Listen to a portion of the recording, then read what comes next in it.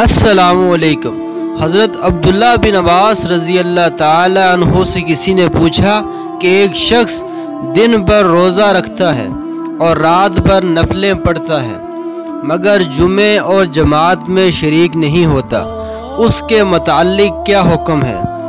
آپ صلی اللہ علیہ وسلم نے فرمایا، یہ شخص جہنمی ہے۔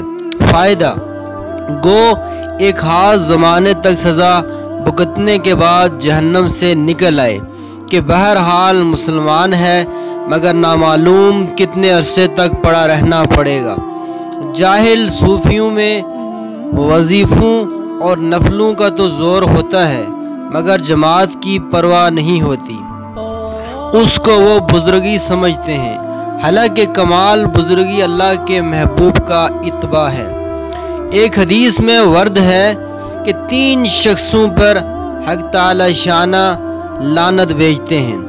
ایک اس شخص پر جس سے نمازی کسی معقول وجہ سے ناراض ہوں اور وہ امامت کرے، دوسرے اس عورت پر جس کا خاوند اس سے ناراض ہو، تیسرے اس شخص پر جو اذان کی آواز سنے اور جماعت میں شریک نہ ہوں۔